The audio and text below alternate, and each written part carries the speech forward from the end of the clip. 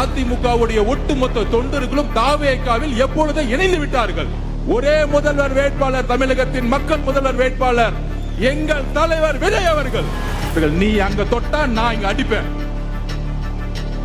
அரசியலுக்கு வரல, சம்பாதிச்சு முடிச்சுட்டு தான் அரசியலுக்கு வந்திருக்கார். திராவிட இயக்க வரலாற்றில் அது ஒரு முக்கிய மைல்கல்.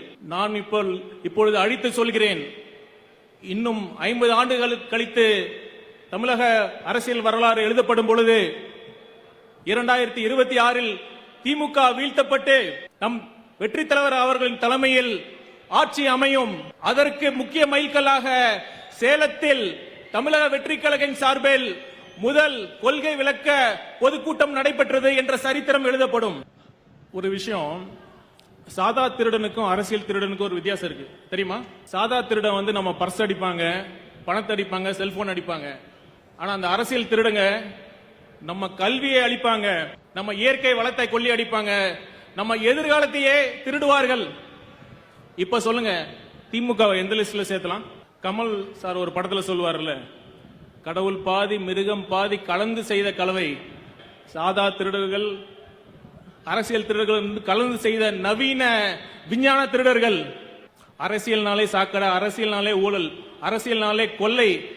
அப்படி இருந்த சூழல்ல அரசியல் என் பொழுதுபோக்கு அல்ல, ஆழமான சமூக வேட்கை, அரசியல் ஒரு புனித சமூக பணி என்ற உன்னத நோக்கத்தோடு இந்த கழகத்தை உருவாக்கி நமக்கெல்லாம் வழி நடத்தி கொண்டிருக்கிறார் நம் வெற்றி தலைவர். தமிழக மக்கள் நல்லா புரிஞ்சுக்கணும், அவர் சம்பாதிக்க அரசியலுக்கு வரல, சம்பாதிச்சு முடிச்சுட்டு தான் அரசியலுக்கு வந்திருக்கார். அவர் சம்பாதிச்சுல உண்மையான பெரிய சொத்து எது தெரியுமா?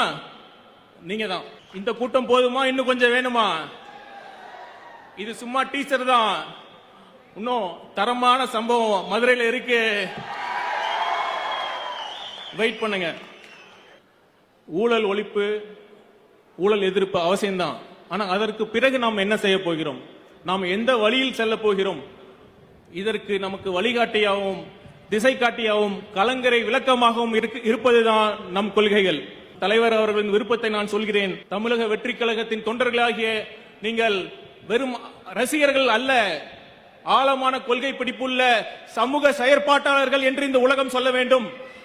அதுதான் நம் வெற்றி முழுமை அடைய. திமுக நம்மளை பார்த்து இந்த இளைஞர்களுக்கு என்ன தெரியும் என்கிறத நம்மளை பார்த்து கேட்டுட்டு இருக்காங்க. உழைப்பு மட்டுமல்ல, ராணுவ கட்டமைப்பில் இன்றைக்கு உருவாக்கி வைத்திருக்கின்ற தமிழக வெற்றி கழகத்தின் மனது உடல் இங்கு இல்லை, ஆனால் ஒட்டுமொத்த மனதும் தமிழகத்தின் ஒரே முகமாக, தமிழகத்தின் மக்கள் விரும்பும் முதல்வர் வேட்பாளராக இருக்கின்ற நம்மளுடைய தலைவர் அவர்களுக்கு என்னுடைய வணக்கத்தை தெரிந்து, அது ஏன்னா பேசி பேசி வளர்ந்த கட்சிக்கு இன்னைக்கு பேசுறதுக்கு ஆளே இல்ல. அதான் பிரச்சனை. திமுக பேசுறதுக்கு யாரா இருக்காங்களா பாத்திருக்கீங்களா? டிவியில வந்து பத்திரிகையாளருங்கிற போர்வையில ஏதாவது ஒரு அமைச்சரோ ஒரு எம்எல்ஏவோ யாரா ஒரு ஆள் வந்து என்னுடைய கொள்கை, என்னுடைய ஆட்சி, என்னுடைய முதல்வர், என்னுடைய துணை முதல்வர் எவ்வளவு சிறப்பா நிர்வாகம் பண்ணிட்டு இருக்காரு பாத்தீங்களா அப்படின்னு சொல்றதுக்கு யாரா வராங்களா? ஏன் வரல? நம்ம ராஜ்மோகன் அண்ணனை பார்த்து கடுமையான கேள்விகள். நம்ம ஏதோ 50 வருஷமா ஆளுங்கட்சி ஆகி, நம்ம ஏதோ நம்ம பொழுதைக்கு துணை முதலமைச்சர் கொடுத்து, நம்ம ஏதோ மெடிக்கல் காலேஜ் கட்டி ஏதோ ஊழல் பண்ணிட்டு இருக்க மாதிரி நம்மளை பார்த்து இவ்வளோ கேள்விகள் வந்துட்டு இருக்கு. ஆனால் திமுக பத்தி எந்த கேள்வியும் கேட்கவே மாட்டாங்க. ஏன்னா அவன் பத்திரிகையாளனே கிடையாது. எல்லாம் கட்டிங்க, டெய்லி கட்டிங் போயிட்டு இருக்கு. கமிஷனு, கட்டிங்கு, ஷேரு, இதுதான் மேட்ரு. மொத்தமே அவ்வளவுதான்.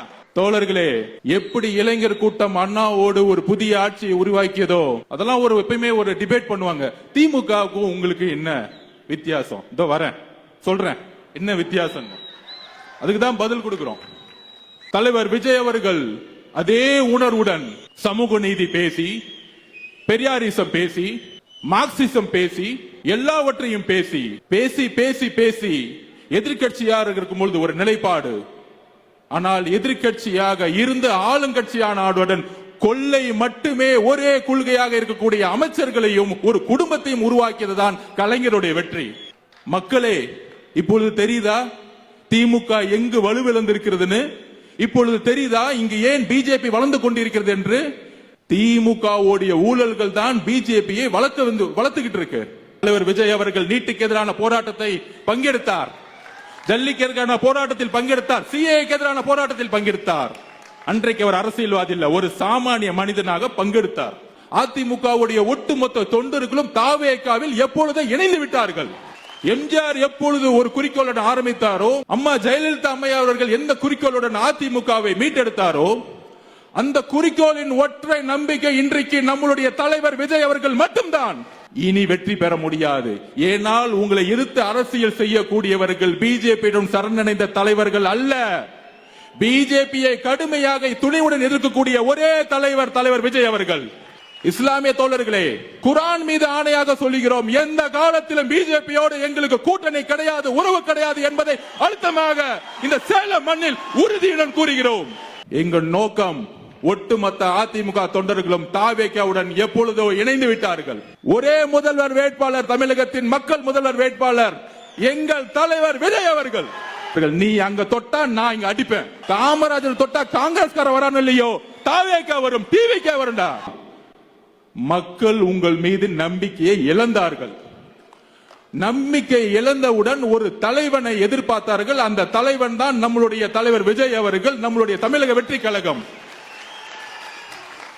இன்னும் 8 மாதத்தில் இந்த ஒட்டுமொத்த உலகமும் சொல்லும் மாண்புமிகு திரு முதல்வர் விஜய் அவர்களே என்ற முழக்கத்தை இந்த ஒட்டுமொத்த தமிழ்நாடும் சொல்லும். அதற்கான பணியை செய்வோம், யுத்தத்தை வெல்வோம். நன்றி, வணக்கம்.